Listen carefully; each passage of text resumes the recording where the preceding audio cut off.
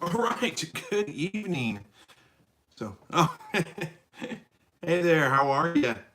Give me a second here to get all set up. Welcome back to the live broadcast, weekly live broadcast. Here, let me get set up here. We'll get going. Let me give the disclaimers I normally give. If this is your first time here, I gotta look around here, see what I'm doing. There we go, got it. Sorry, that's always weird, isn't it?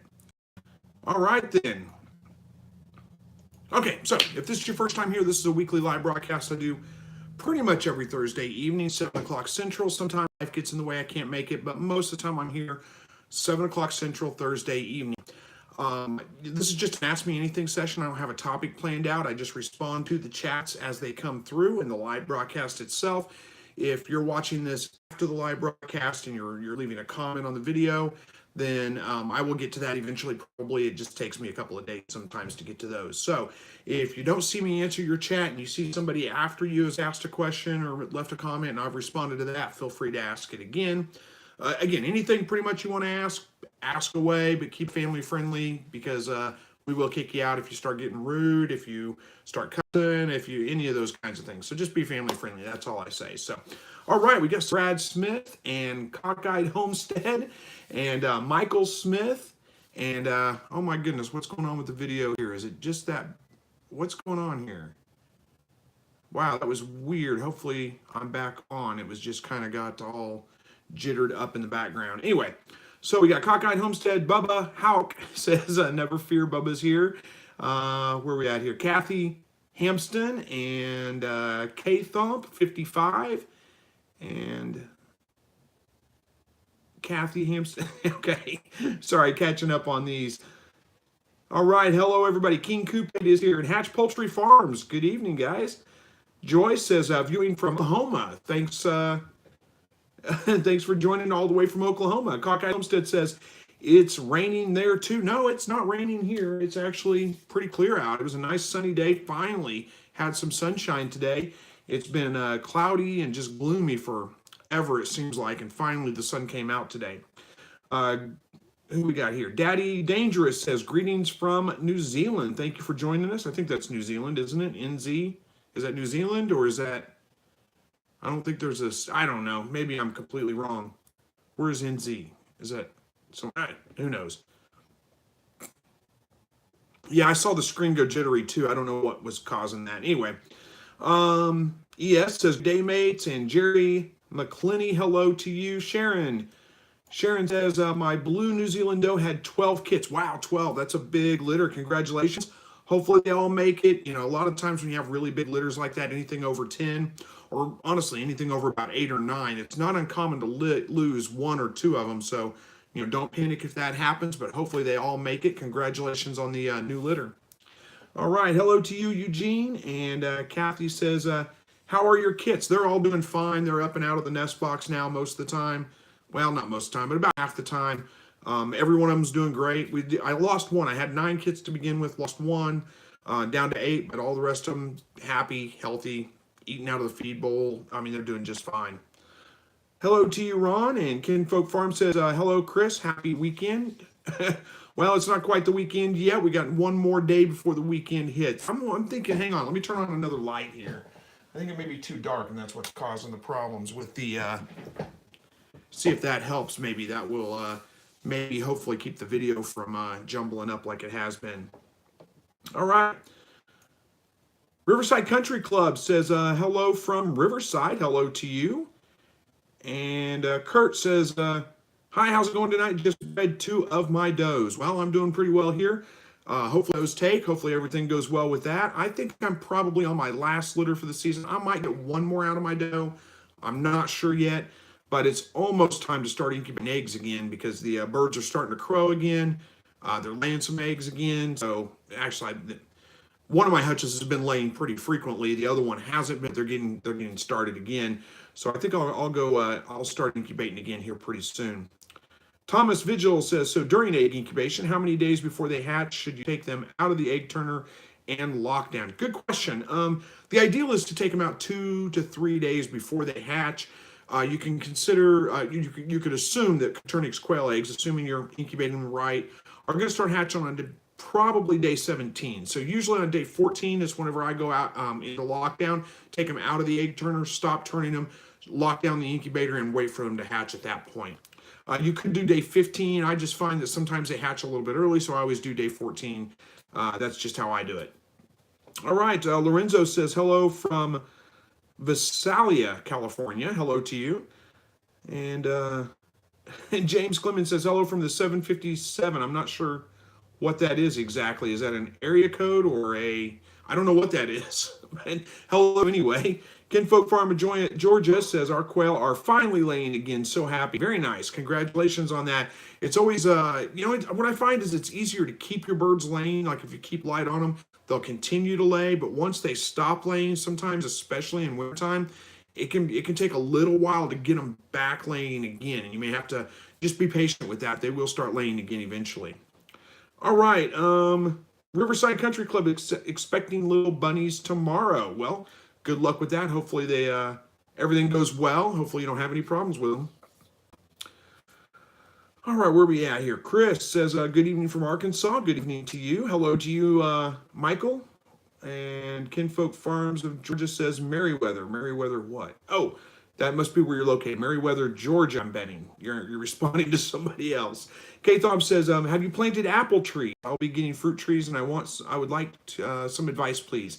No, I haven't planted apple trees. I'm not really a big apple fan. I mean, I'm not against apples. I don't know, I don't get really excited about apples. I do like an apple pie every once in a while, but it's very rare, so I don't get really excited about apples. But honestly, it's no different than any other tree that you're going to plant. The best time to plant them is usually in the fall when they're dormant. But, with spring coming on, it's okay to go ahead and pick some up and go ahead and put them in the ground.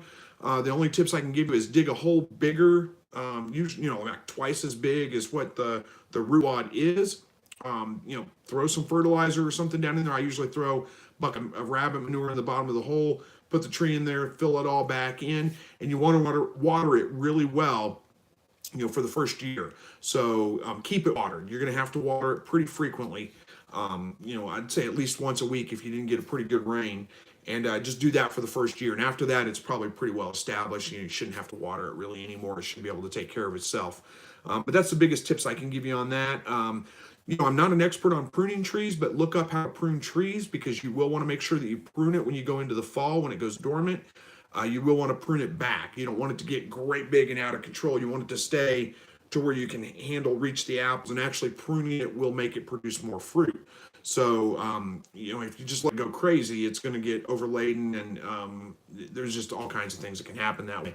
So you do want to look up how to prune trees, learn a little bit about that. You might check and see if there is a local, either a garden club or an arborist club or something like that. A lot of times they'll put on pruning workshops, and you can go attend those for free. But again, that's going to be in the fall when it goes dormant. So you don't have to worry about it now, but do look it up, start learning about it now so you kind of have a pretty good plan on how you want to do that when it comes time. All right, so that would be my advice on that, and hopefully that helps. All right, Michael Rhodes says, go with 14. It's 2 X's on your calendar same day. Go with 14 too. Oh, you're talking about the day to go into lockdown. Yep, okay, good point.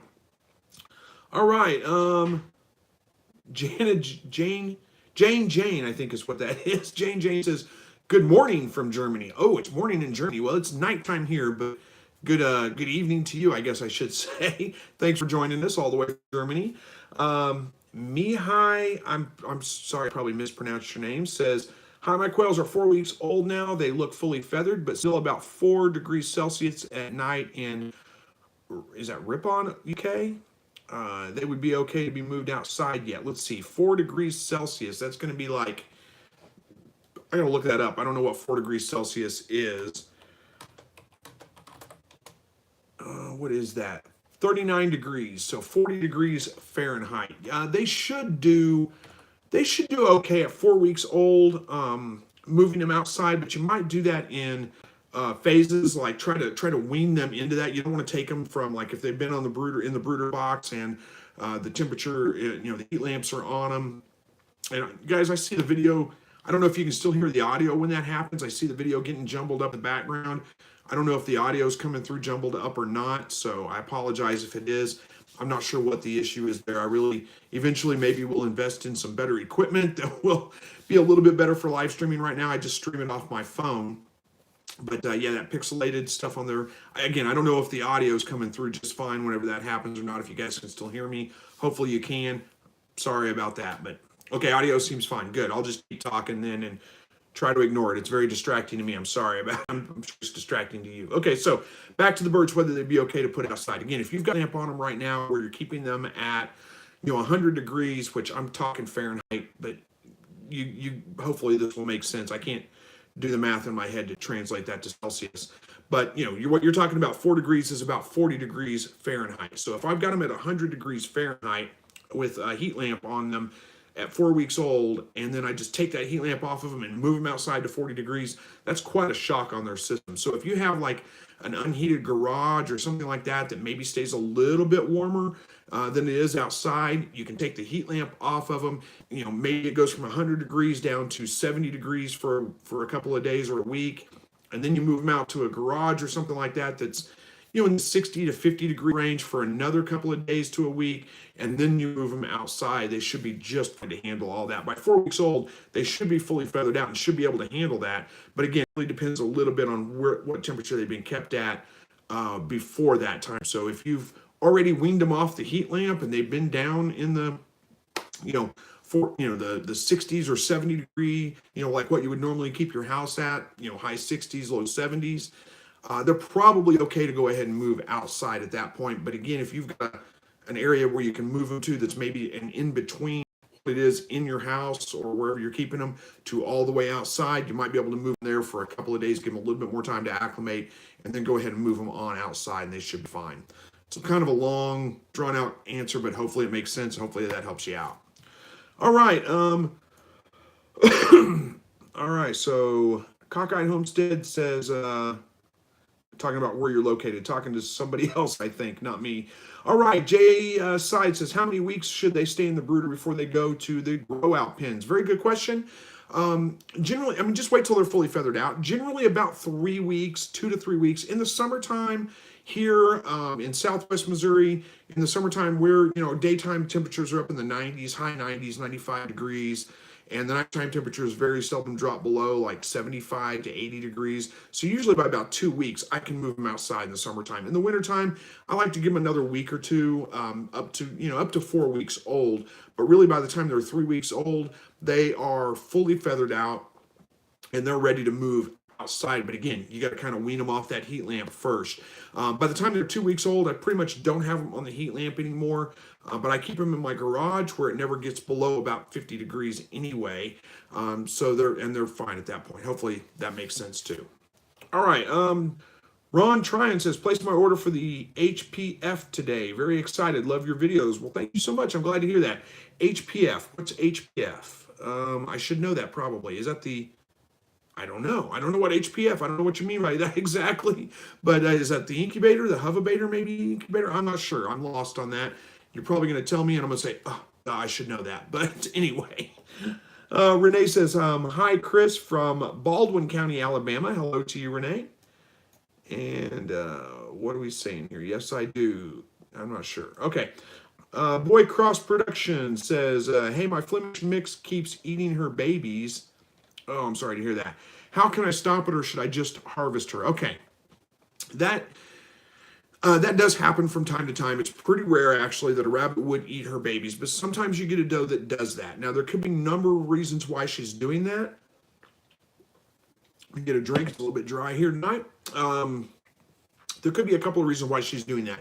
Either she's really stressed out, like there may be some predator pressure or something like that that's causing her to do that. If it's a reoccurring thing, it keeps happening, it's probably really bad mothering traits would be my guess on that. So my suggestion is always replace her, get a new doe. If it's a one-time thing, it happens, then give her another chance. Who knows? It could have been a fluke. But if it's a nonstop, say she keeps eating her babies, makes me think it's time after time after time, I would say get a new doe. It's just way easier. Now, there are some old tricks, farmers' tricks, I guess there are.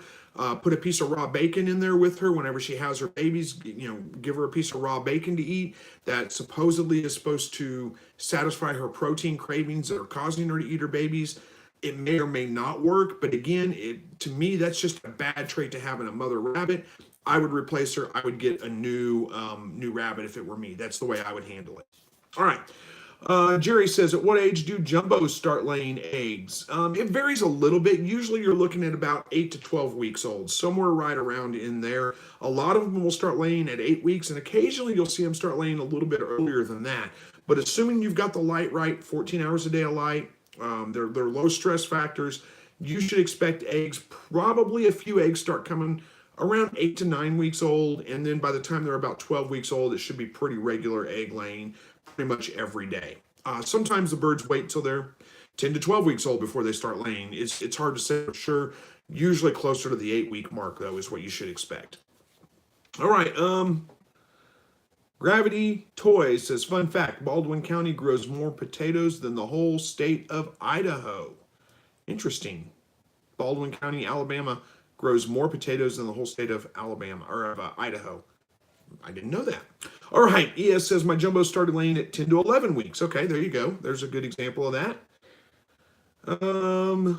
Michael says, most fruit sets on new growth. Oh, most fruit sets on new growth. Yeah, you're absolutely right with that. When it comes to fruit trees and things like that, when you're pruning them, your new growth, that year's growth is what's going to produce your fruit the next year. And you should be able to tell which is which. It's kind of hard for me to explain, but if you look at a tree, you can usually tell that's new growth, that's old growth. So when you prune, you pretty much want to prune the old growth. You know, the way I prune trees, and I'm not an expert at pruning trees, but the way I prune trees is I don't want branches growing straight up. So I prune branches that grow straight up or grow in towards the, here's your main branches on the tree, branches that grow inward towards the inside of the tree. Those will get pruned off as well.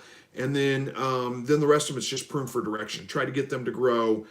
So I've got a main branch coming off here. I want branches to grow out this way. I don't want branches to grow up that way because I can't reach that high. It's just, that's kind of how I look at it.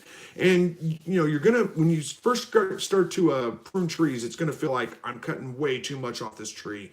It seems pretty drastic at first. But again, don't look to me for that advice. I'm not an expert on pruning trees. Look and see if you can find a workshop in your area, something like that. You'll be able to find somebody and you'll be able to work it out. All right. Stephanie Ernspiker, I think it is, says, hi, Chris, Tony, and Steph from Kentucky. We've got some rabbits getting ready to kindle soon. Very nice. Congratulations, or well, good luck, I should say. They haven't kindled yet, so good luck on your kindling. Hopefully that all goes well. All right, Joyce says, I'd like to know if I can put my Coturnix quail in a pair of Wisconsin, or with a pair of Wisconsin bob quails. Do they get along? It depends. I've had viewers that keep bob white and Coturnix quail together and never have any kind of problems. Quail in general can be a little bit territorial, especially during the breeding season. So if you've got enough light on them, they're laying eggs, the roosters are crowing, you might have some problems when you go to combine those two groups together. They may start picking on each other. You might be able to get away with it just fine. It's hard to say for sure. You're just going to have to try it and find out. Keep an eye on them and make sure that one group's not overly aggressive from the other. And boy, we've got really bad video quality tonight, guys. I'm so sorry about that. It looks really bad on my side anyway. I don't know if my internet is, maybe a little bit slow. Make sure I'm connected on here. I think I am. We're just going to have to deal with it, unfortunately. I'm sorry about that. All right. Renee says, boy cross, that is generally a low protein diet that causes them to eat their babies. But if it continues after you put her protein levels up, I would eat her and get a new doe. Yeah, I would agree with that. It's not always a low protein diet that causes that, though. I mean, that's common belief, but that's not always the case. Sometimes it's just bad genetics in the mother rabbit. It's a survival instinct of some kind. It's pretty common when any kind of small animals, rabbits or any kind of rodents, mice, hamsters, gerbils, rats, any of those things, if they feel threatened somehow, they see there's a predator pressure, something like that, a lot of times they will turn and eat their own babies. It's a survival instinct of some kind. But again, if it's a common occurrence, it's probably just bad genetics, bad traits in the mother. And I do agree with Renee, though, if it does keep happening. First things, if you don't have a good protein feed, bump it up a little bit, try that. I like to feed a 19% protein. but 16% or over is going to be fine for rabbits. If you don't have a high protein like that, you might try that first, see if that fixes the issue. If it doesn't, then I would definitely trade her out for a new doe. All right. King Coupe says, the first case of COVID-19 was confirmed in my province. I'm not scared at all because the flu killed more people this year, but I heard bunnies can catch it. Is that true? I have no idea. I don't know. I don't know why rabbits, maybe they can catch it. I really don't know. I don't know anything about how that transfers between species, if it's species specific or not. Can't answer that question for you. I'm with you though. I'm not really worried about it. We haven't had any confirmed cases in my state anywhere, but I'm still not worried about it. I think the flu is much worse, in general than the coronavirus is. I think what we're seeing right now is a bunch of media hype and a bunch of people panicking over everything. I mean, if it's not, this is my opinion. I know you guys don't come here to hear my opinions on these things, and I'm not a medical expert. Somebody pointed that out in the Facebook group, and I agree. I'm not a medical expert. This is just my opinion. I believe that right now, what we're seeing with the coronavirus is, like I said, it's media hype. It's just selling the story. It's something like that. I mean, if you watch the media nowadays, the news, it's just all about, everything is sensationalized. Everything is an emergency. Everything is, larger than life. It's just to get you to watch it, just to get you to pay attention to what they're saying.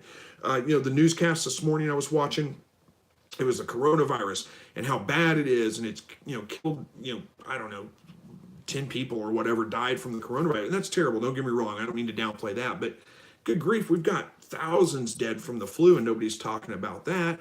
They're not making a big deal out of that. They're talking about shutting down schools and sending people home and all these kinds of things.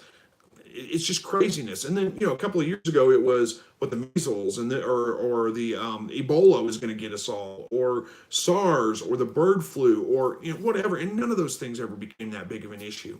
Right after they get done talking about the coronavirus, then comes the weatherman on talking about severe storms and tornadoes across the southeast of the country, or southwest, I think it was, of the country. And, it's all the bad. And, there was a storm system moving through, but it was a storm system. It's springtime. It's what happens. It's not severe, worse than normal, horrible tornadoes going to kill everybody. I mean, tornadoes do happen from time to time, but it's not the emergencies they're talking about. Those guys are just, like I said, it's just to draw us in. It's just to get us to watch it anyway. So I'll get off my soapbox on there. We'll get back to the chats here. Sorry about that.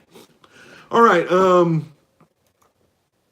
Michelle says, off the top of my head, it's 40 degrees. Yeah, I think you're talking about the conversion from Celsius to Fahrenheit. Thank you for that. I never could quite figure that out. I don't remember the formula for Celsius to Fahrenheit. Remember, it's like you take it times something, divide by 9/8 or 9/5, or I can't remember. I don't know what it is. All right.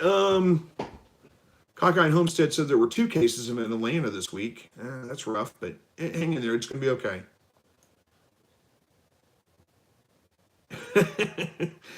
Gravity Toy says it's 5G taking a hold in your brainstem and causing the video pixelation. Well, maybe it could be, but I don't know that that's what it is. So, and Liam wants to know if I would full force punch a quail for $10. I think you asked me that last week, and I think I answered that. No, I'm not going to beat up my birds or rabbits or anything else for $10 or $20 or $100 or whatever. I'm not going to do that now. Todd says, hey Chris, I'm a newbie. I just received eggs in the mail today. How soon should I start incubating or start the incubation process? I always let them set overnight. If you got them today, what I do is I set my egg turner right beside my incubator, put them all in my egg turner, spray them down with a little bit of my Listerine water mixture. It's half Listerine, half water. Gold Listerine, the original. Spray them down to make sure that they're good and clean. Don't scrub them. Just mist them down easily. Lightly mist them, I should say. And then tomorrow, you can do it in the morning. You can do it midday. You can do it in the afternoon. It doesn't really matter. It's not that big of a deal. But tomorrow, I just go ahead and throw them in the incubator. Don't throw them, set them in there gently, I should say. Plug your egg turner in, and you're good to go. All right, Michael says, you want to harden them off, drop the brooder temperature 5 degrees a week. By 4 weeks, they should be at room temperature. Start putting them out on Sunday days where it's not on sunny days, I think is what that's supposed to be, but it's probably autocorrect where it's not too windy. That's pretty good advice. I don't actually, 5 degrees a week is, that's a very long process, So, I mean, you just start with 100 degrees, you drop it by 5, unless you're talking Celsius, it may be more drastic than that. But, you go from 100 degrees to 95 after 1 week. And then after another week, you're down to 90. And then after another week, you're down to 85. And then, I mean, by that time, that's a little bit drawn out for me. I think your reasoning is good. I'm not telling you you're wrong. Don't take offense at that. I just drop it by more than that. And I just watch the birds. I take it from 100 and I leave them at 100 for the first week. And then I drop it down to like 90 degrees. And I leave them there for like 3 days. Because what I'll notice is when I first drop it to 90 degrees, all the birds kind of start to huddle a little bit under the heat lamp. And then after a day or two of that, they're starting to spread out. They're getting used to that temperature. Then I drop it by another 5 or 6 degrees, maybe 10 degrees to 80 degrees. I only leave them at that 90 degrees for, 2-3 days, 4 days maybe. I drop it to 80 degrees, and then usually by that time, they're getting a little bit tougher. They may huddle up under it for the first night or so, and then they're spreading out. So a couple of days after that, I'll drop it another 5 or 10 degrees. So usually by 2 to 3 weeks old, I've got them off the heat lamps completely. And anyway, yeah, I think you kind of get the idea. All right. All right, Michael says, what is going, the thing? I'm not sure what that means. Kathy wanted to know what COVID-19 is, but I think we got that answered as coronavirus. Lauren says, hello, Chris. We had 6 does due. Only one doe didn't kindle. One doe kindled 3 days early. She had 9, and they were very tiny. She also had no milk. But lucky me had a doe with only 3, and that's continued. The doe with no milk had already killed 3. I dropper fed the rest for a day, and then a doe kindled 3, so I put the 6 on her, and they're all good. Good grief, that's a lot of, no offense to you, it's a whole lot of numbers, a whole lot to keep up with as I'm trying to read it. But it sounds like it all worked out. Good job. I'm glad it worked out. That's kind of strange. You have the one that you didn't didn't produce milk or anything like that. That's a weird thing. Hopefully it's a one-time thing and not a continuing thing. Congratulations on your baby. I'm glad to hear that it worked out to where, I mean, it just seems like a perfect situation. You had a doe, kindled only 3, so you could foster the rest of them with her. So that seems to be great. I'm glad to hear that it's working. Oh, HPF is Hatch Poultry Farms. That makes sense. I told you I should have known that. Duh. I should have known that. You just threw me off there. I couldn't figure it out. All right. Lorenzo says, I have quails that are 3 months old. Over here in Central California, we get about 11.5 hours of sunlight. What can I do to get them to start laying eggs? Add some light. I mean, it's as simple as that. Take a shop light, a street light. I mean, well, not a street light, a shop light, or any kind of light. It doesn't have to be super bright, just bright enough that, you could read by it probably. Put that on their cage and either turn it on in the morning before the sun comes up to extend the daylight hours another 3 hours, or turn it on as the sun's going down to where it extends the nighttime another 3 hours. That's it. That's all you can do. You can, if you're near a plug-in, you can get a pretty cheap timer and just set it up on the timer so it's automatic. It just comes on and goes off. I did run the Kickstarter on the solar light. It didn't get funded, so we don't have that option. I do have the solar light that has a built-in timer on it. I'm working with the company though. I may be able to end up getting a smaller order of them and be able to offer them up for sale. We'll see. We'll see how that goes. I'll make sure I announce that if that happens. All right. Excuse me. Where are we at here? Michael says, if she's an eater, she might be sick also. Yeah, well, that's true. She might be sick. Good point. All right. Charlie says, hey, Chris, I'm on day 13 of my first incubation. Oh, that's pretty exciting. Day 13 is a tough time because it's getting pretty close to lockdown. It's time, you're getting impatient. I know how that goes. I've been there plenty of times. And let me tell you, it doesn't really get any better, whether it's your first time incubating or your 4th time or your 5th time or your 100th time. You're always kind of impatient at that point, waiting to see. You want to know how many you're going to hatch. But hopefully everything goes well. Good luck with your hatch. And hopefully you get 100% hatch rate. Probably won't happen, but hopefully you at least get 80 to 90%. That would be great. All right. King Coupe says, Chris, the audio and quality is cutting. I'm sorry, guys. It's probably a bandwidth issue. I'm doing the best I can with what I've got. If it's that bad, I mean, hopefully it's not that bad. Hopefully enough of it's coming through. We're still getting most of it across.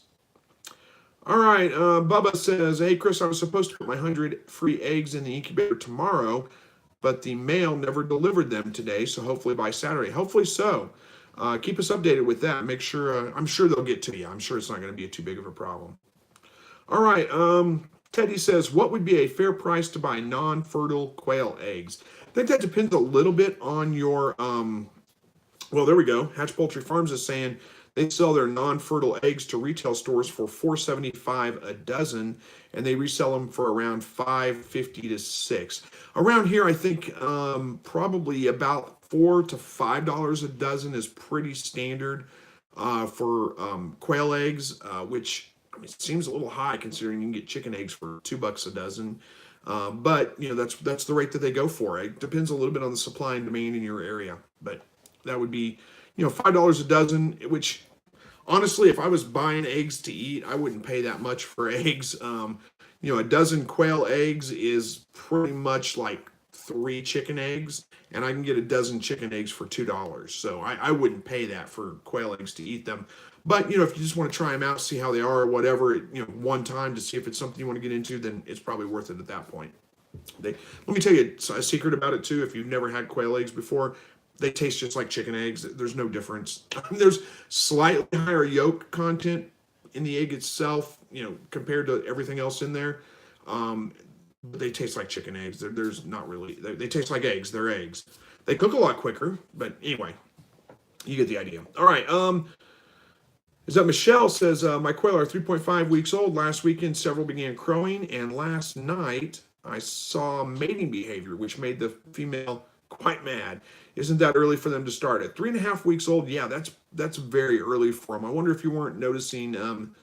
It shouldn't be crowing at that point. Either I would say either maybe you got the date wrong on them. Maybe they're a little bit older than that, but they'd have to be a couple of weeks older. Or maybe you're just mistaken. They will make noise. They will stand up and chirp and things like that. Had a bug flying around if you're wondering what I'm doing.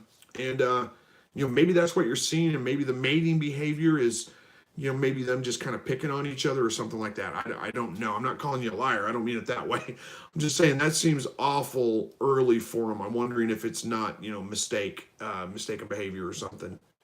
All right. Hey, Boris. Mark Meyer says I'm late. That's okay. We don't keep attendance here. It's okay. Where are we at here? Cockeyed Homestead says dogs can catch the virus. That's the coronavirus I'm assuming you're talking about. Well, I didn't know that, but I guess that's good to know. Katie says, can quail die in only a few days after a cat scratch on the foot? I guess they could. I don't know why a cat scratch on the foot would, unless it got infected or something like that, but I wouldn't think that would be within just a day or two quick. I don't know why that would kill the bird. Maybe they got stressed out and they just never recovered from the stress factor of that. But I don't know. Maybe it's unrelated cases. Cause. Who knows exactly what would cause that? But I guess it could happen. Yeah. All right. Cooking Travel says quail eggs are the best meds to boost the immune system. Well, they are good for that. There's a lot of, we talk about this, it seems like quite frequently over the last couple of live broadcasts.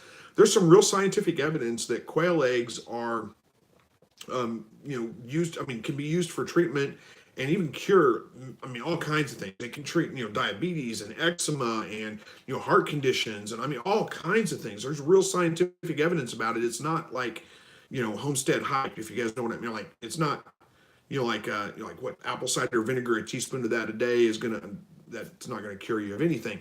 There's real scientific medical evidence about quail eggs being, good and a cure or a treatment for many, many different things. But in order to get those benefits, you do have to take them raw.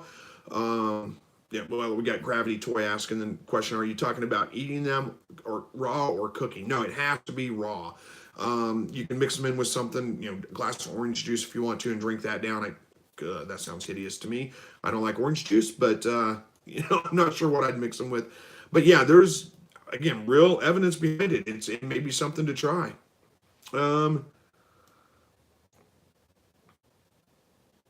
ES says coronavirus are transmitted between human and animals. Not sure which specific animals.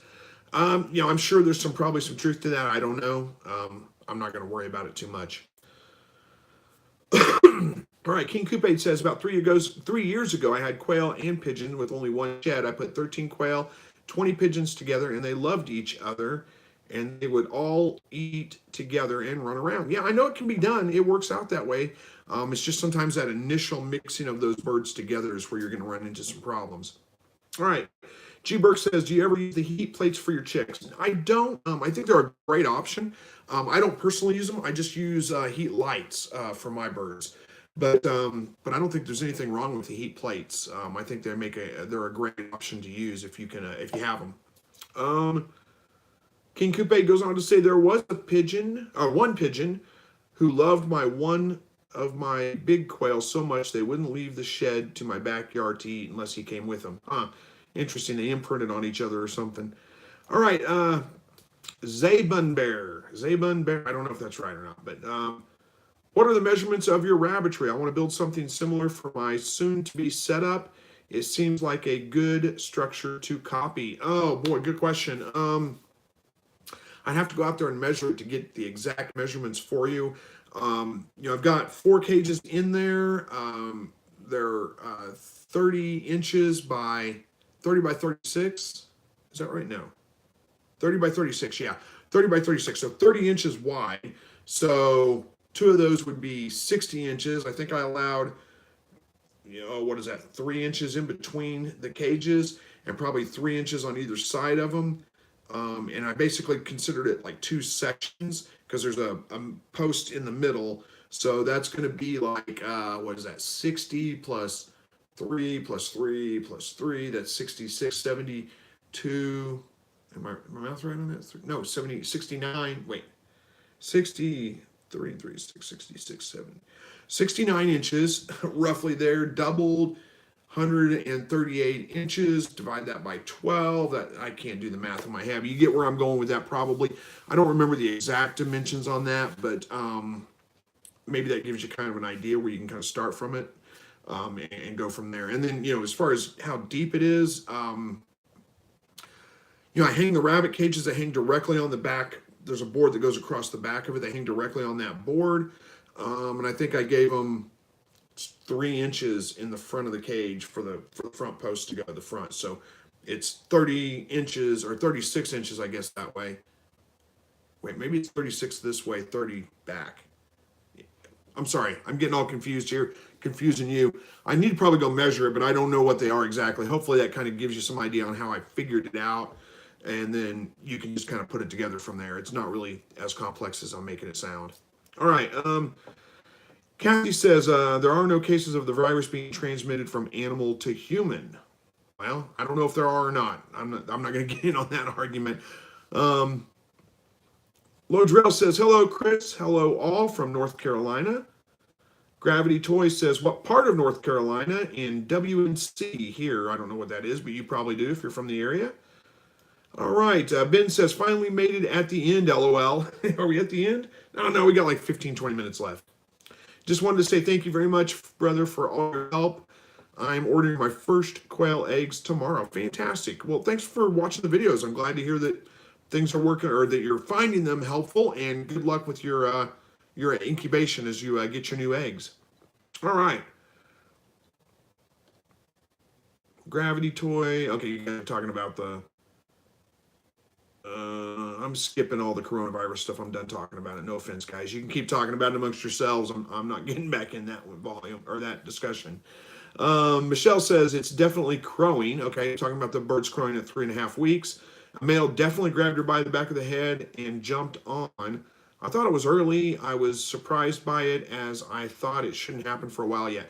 Now that's really weird. That's pretty early for him to be active at 3.5 weeks. Basically you're talking 4 weeks old.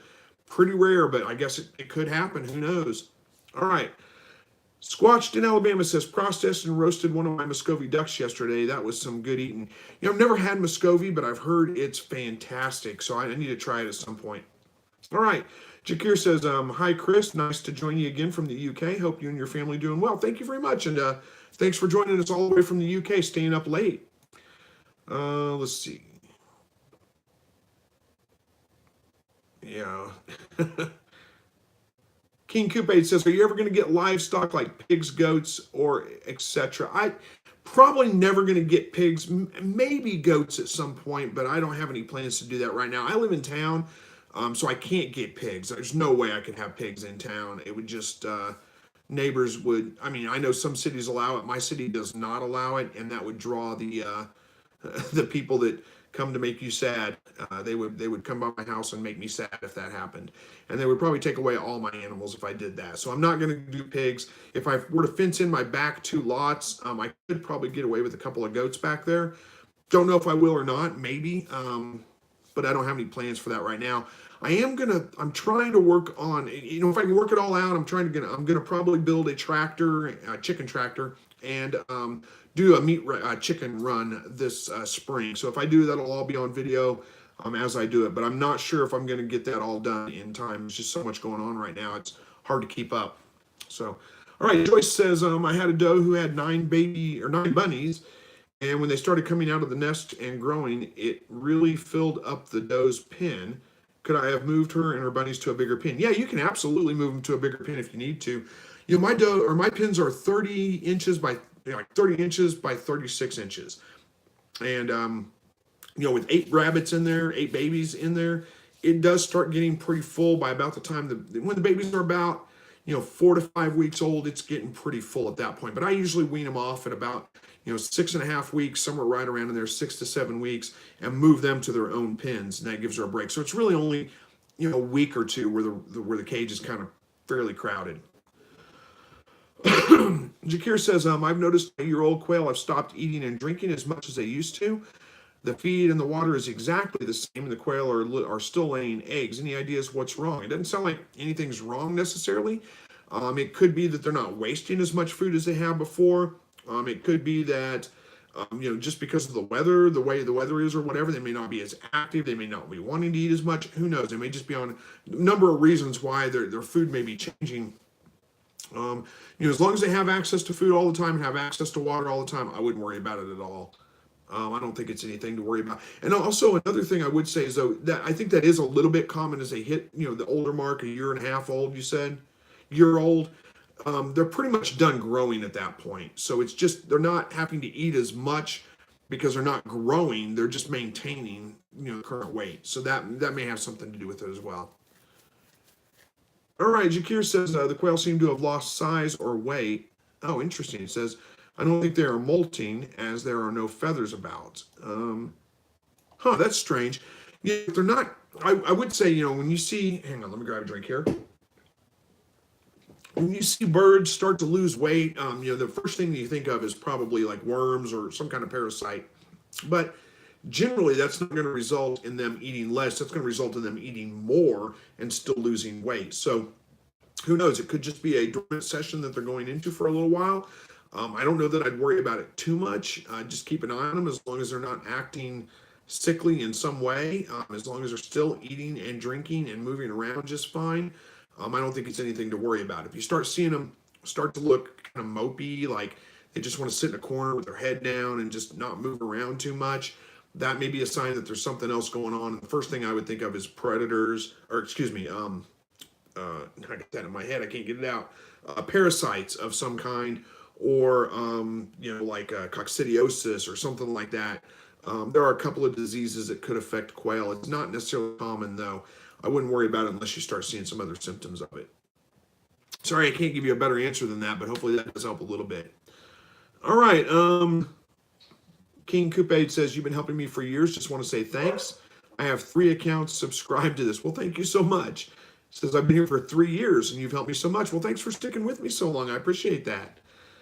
Ben says, I've raised goats and they are absolutely a blast. Just remember, like baby quail, They are suicidal, LOL. Yeah, my neighbor's got some goats. I love them. They're great. I like goats quite a bit. I just don't know if I'll ever add any or not. I might. Who knows? The biggest thing I'd have to do before I could add goats is I'd have to build some pretty good fencing, and build an area for them, which is there's quite a bit of cost with fence. So it may be a while before I do that. We've got a lot of still got a lot of medical debt to pay off right now. All right, William says, my email has been blowing up from people wanting to start raising quail because they fear coronavirus. I have not had this much business since the government shutdown. I guess it's good then. Interesting. I never thought of that happening, but yeah, we got it's crazy. But again, I'm not talking anymore about coronavirus tonight. We're gonna let that one go. Joe says, I don't feed mine unlimited feed because they get too fat and then laying can be an issue. Yeah, I've never had a problem with my quail getting too fat. But I just give them feed all the time because I find what happens is if they run out of feed, it didn't take them very long before they start attacking each other and becoming carnivorous. But hey, if it works for you, keep doing what you're doing. I'm not telling you to change. And then Kathy says, did you skip me? Kathy, I may have. I'm sorry. What did I miss? This is Kathy Hampston. I'm scrolling back up through, but I'm having a hard time finding. Can you leave your comment or question again? I'm sorry, I may have missed it. I'll answer it this time. All right. Zay Bun Bear says, also, before I decide where to build, I know rabbits don't like heat. Can I set up a fan beside it, inside of it to keep them cool and keep breeding in the summer? I live in Ohio, so summers can get pretty hot. You can breed in the summer. I don't like to do it. I think it's too hard on the rabbits because it gets pretty hot around here too. But you can absolutely do it. If you're using wire cages, they have plenty of ventilation. Put your rabbit hutch somewhere where it's in the shade, constant shade. And don't, not where it's going to have, just the shade of the roof of the hutch itself. Put it under trees. Put it, mine's like on the back side of my house where it's on the north side, so it's always shaded. The sun never is directly on the rabbit hutch, and that will help out quite a bit. But those would be my suggestions with that. How are we doing on time here? Another 10 minutes. All right. Gravity Toys says, does anyone have any suggestions for a strong disinfectant that won't completely destroy the balance of my septic system? A strong disinfectant that won't destroy the balance of your septic system. I'm not sure what you're trying to disinfect exactly. If you're talking about like cages and probably like an incubator, vinegar works fine. You can use vinegar, or just clean it out with soap and water and set it out in the sun for a day. That's all you need. It's fine. It'll work. All right. Kathy says, can I wean my kits at 5 weeks if they're eating pellets and hay? Oh, okay. I'm sorry I missed that earlier, by the way. So common knowledge or the common thought anyway is to not wean your chicks or kits before they're 6 weeks old. At 5 weeks old, you could probably get away with it. What you really run into is an issue with weaning enteritis, which would give them diarrhea, and it's just from a fast change in diet. Now I know they're eating pellets at that point. They're eating pellets, at 2.5, 3 weeks old, but they're still nursing off the mother as well. And really, the thought is if you do, so who knows? Okay, I'm sorry, I got distracted by your other comment. So if you do try to wean your kits at 5 weeks old, you need to watch them very, very closely. Again, the best practice is really about 6 weeks old. Don't wean before 6 weeks old. But there are plenty of people that do wean them at 5 weeks old, and they do just fine. It's just something you're gonna have to keep an eye on. Make sure that they don't, like I said, develop diarrhea. That would be the main concern that you were looking for there. All right. Hopefully that got that cleared up for you. Jakir says, thanks for the advice. I'll keep an eye on them, and hopefully they'll go back to normal soon. Mind you, the weather's been really cold, windy, and rainy recently, so that may be the reason also. Yeah, it very well could be. All right, Kathy says, Mom got real thin, so I wanted to take them early to fatten her up before she is rebred. Yeah, I understand that. And again, you can try it. 5 weeks old, I don't. If it was me, I'd just wait another week. But you can try it and see how it works. Just keep an eye on them. And Jakir says, if they do have parasites, how do you deal with it? I think it depends a little bit on what parasite they have. Ivermectin is probably the most common treatment for most parasites. Um, you're probably going to want to, I mean, you don't know for sure. I mean, it just depends. I don't think there would be any problem if you were concerned that they had a parasite of some kind. You could. I don't know if I'd worry about going to a vet. I mean, that's going to be expensive to have it tested and to verify that for sure. So you're just kind of throwing things at them and seeing if that fixes the issue with them. But you can use something like ivermectin to treat parasites in your birds, and you can do that as a precautionary, just one time. I personally don't like to use that unless I know for sure there's a problem of some kind with my birds. But if you're concerned with it, that would be probably the route I would go. Just follow the directions. It'll tell you how much to use for how big they are and all that. And then make sure don't eat the eggs I mean, they're probably okay to eat, but don't eat the eggs or the meat for at least 30 days after you stop treating them. I can't remember what the withdrawal time is on that. But me personally, I mean, I just don't like treating any animal I'm going to eat with, any kind of pesticide or anything. It's just, if you have to, you have to do it. All right. Kathy says, could I just feed her extra? I give her 7 ounces a day, but now the kids eat it. So should I be feeding her more? Oh, okay. Yeah, absolutely. When the doe has kits with her, whether they're eating out of the feeder or not, her feeders stay full all the time. She's free fed as much as she wants to eat. I don't limit her feed. As soon as she has her babies, her feeder stays full until the babies are gone, and then she goes back to the normal feed ration. So yeah, absolutely feed her more, as much as she'll eat. Absolutely. All right.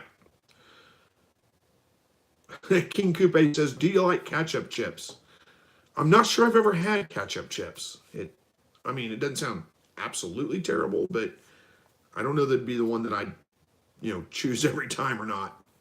I'll try them out sometime, maybe. Who knows? All right, Cockeyed Homestead says, good night, Chris. Have a blessed day.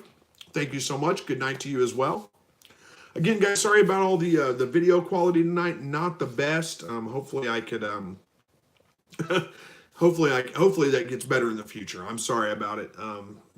Sometimes I just have problems. Bandwidth is bad or whatever reason. All right, so Kathy, what'd you say? Great. I thought I would be overfeeding her doing that. That's fantastic. Thank you. Yep, no problem. No, absolutely. Like I said, when the doe has babies with her, she eats as much as she wants. However many pellets she wants, just fill her feeder up and keep it full. All right. Brittany says, my buck has extreme hair loss. My belly thoughts. I think that's probably, he has extreme hair loss on his belly. There could be a couple of things for that. He could be, when you say extreme hair loss, I don't know if that means he's completely bald in spots or if that just means he's lost lots of hair. He could be blowing his coat, which is something that happens pretty frequently with rabbits when you go from, winter to summer, summer to winter, any of those kinds of things. They tend to blow their coat and grow in, their summer coat, or blow their coat and grow in their winter coat. And you'll see a lot of hair. I mean, a lot of hair coming off them. It'll be crazy. And sometimes they'll look a little mangy for a couple or for a week or two, something like that. If you're seeing like big patches of hair that are completely gone, bald down to the skin, and especially if it looks red or irritated, that's probably a sign of skin mites of some kind. You could treat that. That's probably a time where you're going to have to go with something like an ivermectin or something like that, a pesticide to treat the mites on the rabbit. So hopefully that answers that question for you. All right. Excuse me, guys. I'm having a hard time talking all of a sudden. Where are we at here? Dixon's? That's probably Dixon's, isn't it? Dairy Goat says, hi, Chris from Clayton, Ohio, Idaho. Hello to you. Thanks for joining. Hello to you, Carolina. Joe says, English call French fries chips. Oh, yeah, I know that. English call French fries chips.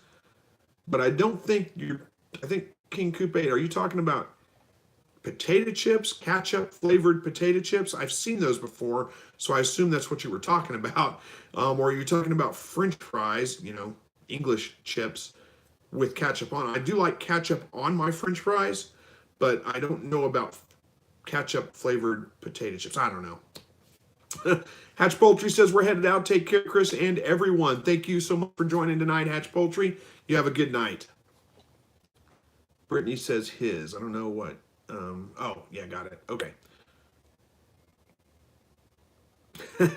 Kathy says that Cole, the dough, thanks me for that too. Oh, you're absolutely welcome. She's going to be happy to get the extra food. That's for sure. And really, honestly, the babies need all that food at that point too. They're going to be eating a lot.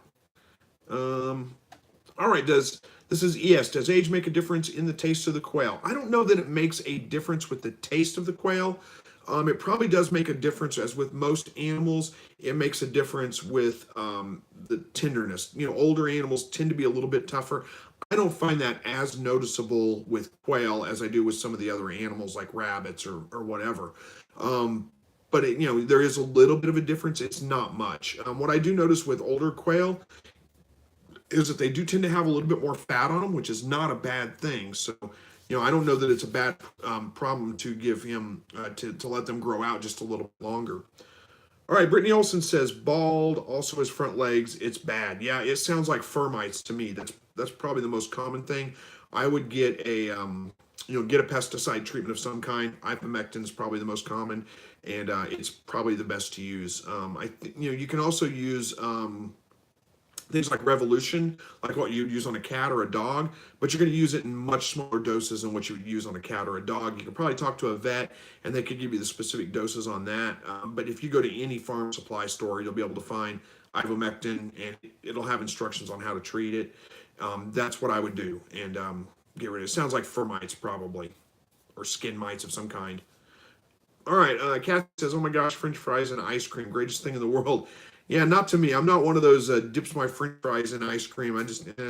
I also don't like if you have pancakes and sausage. I don't like sausage links to be in the syrup. I don't want sweet and meat together. It just doesn't sound good. No, don't like it. I skipped over Jakir. Oh, I did. You're right. Thank you. Jakir said, totally agree with you when it comes to antibiotics and don't wish to administer it. Would they be safe to cull and eat if they are ill instead of waiting for them to potentially die? It depends on what they're ill with. Generally speaking, yeah, they're going to be safe to eat. But personally, I don't eat sick animals. I mean, if it looks sick and it's looking like it's going to die, I'm not going to eat that bird. It's just, I just can't get past that for some reason. Most of the time, it's fine. As long as you cook the meat all the way through, you're fine. It's probably not going to be a problem, but again, I just can't do it. There's something in me that says no, no, that's not good. And I could probably get all the way up to cooking it, but the first bite I'd take, I'd be like subconsciously or something, that doesn't taste right, and I'd have to throw it out. I don't eat sick animals. I just don't. It's probably fine, but that's just my opinion on that. All right. Good grief, we got to the end. Are we done here? Well, we're right at time, aren't we? We got about a minute or two left, so it's probably a good time to go ahead and wrap this one up. All right, guys, I think I'm going to wrap it up. Go spend some time with the family before it's time to go to bed. Thank you guys for hanging out with me tonight. I cannot butcher a sick animal either. Yeah. So I equate eating sick animals to eating a pack of hot dogs. Yeah, pretty similar to that too. I don't eat hot dogs either. Not because of what's in them. That doesn't bother me. Don't like the taste of them. They taste like bologna to me, and I despise bologna. But anyway, thanks again, guys, for joining. I got to quit looking at the chat, or I'll keep talking all night long. I need to go spend some time with the family. So God bless each and every one of you. Hopefully we will see you guys again here next week, and hopefully we'll have better video quality next week. Take care, and good night.